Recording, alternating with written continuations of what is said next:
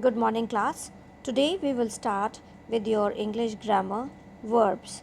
I have given you the task. I hope you people have written or pasted one article from your newspaper and underlined and jotted down the verbs which were there in that one or two the paragraphs of that article. Now let's continue.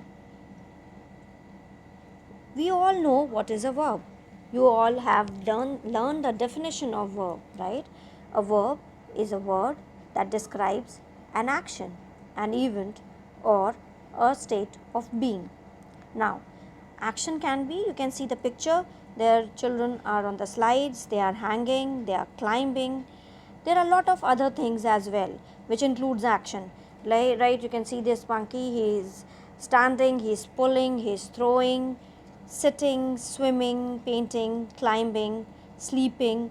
Wherever some action or some work is being done, that is a verb. Now, like for example, he told me an interesting story. Here, told, that is the past tense of the word tell. It's a verb. Then you can say she is an engineer. So here is, which is a helping verb, is a verb, right?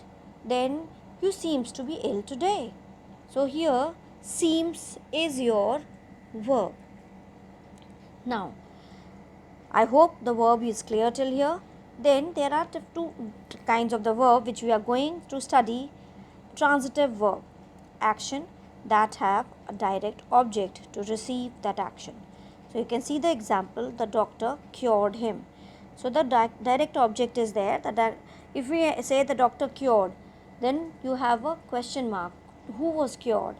So here we get the answer that him, that X person was cured by the doctor. So we have that object, direct object here. She crossed the street. So again it is having the direct object, that is the street. She crossed, then it again, what did she cross? Where was she? So direct object, if the direct object is mentioned, then it is transitive verb. Now intransitive verb. Intransitive verbs, action that doesn't have a direct object to receive that action. For example, he fainted. Now he fainted, we don't know, we do not have any direct object, so that sentence will be your intransitive verb. She is singing. Now if we say that she is singing a song, then it will be transitive, because we know we have a direct object, that is a song. But here the sentence is ending without a direct object, so it is intransitive verb. They are eating. Now they are eating, they can eat their lunch, they can eat their snacks, they can eat their brunch, anything it could be. So we do not have the object here. So therefore these are the examples of intransitive verb. Now verb of incomplete predication or incomplete verb. Some verbs are not complete by themselves and are not capable of serving as predicates. The part of a sentence or clause containing a verb and stating something about the subject. They need something to complete its sense. They are called verbs of incomplete predication. Now class 6, this is the complete definition. You will be writing all these definitions in your notebook along with the examples given. You do not have to learn the definitions for your exams. You will just get the exercises and you will have to complete the exercises, right? Now we were talking what is verb of incomplete predication. Now for example, if I say whatever explanation I am giving, you don't have to write them, right? Ratika looked. She can look anywhere, right? It's simply, if somebody says this, then you will feel that as if the sentence is incomplete, something has to be there. Then the dish smelled. How did the dish smell? It could be like, the sentence again incomplete. So whenever you get like the answer, you have a question in mind. How? Like how Ratika looked. She looked angry, she looked happy, so she looked tired.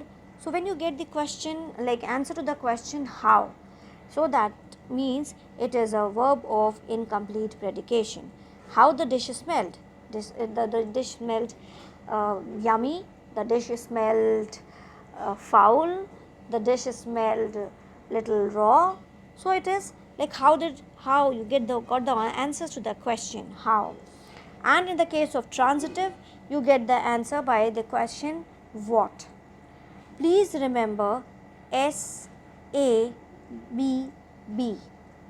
S is for seemed, A for appear, B for being, B-E-I-N-G, being, and the last B is for becoming.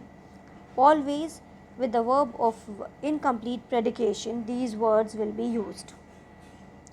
And one more thing to remember these verb of incomplete predication is that remember the 5 sense organs which you have, that is nose, ear, eyes, skin, tongue. With nose you smell, with the ear you hear, with the eyes you see, with the skin you feel, with the tongue you taste.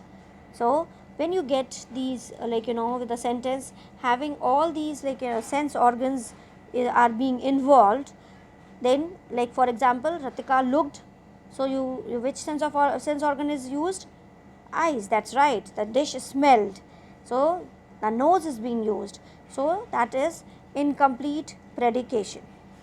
Now, so that is all for today class. Please revise them, and if you have not written the article or not pasted the article from after cutting it from the newspaper, English article of course, and underlining the verb in the article and jotting down the verb separately.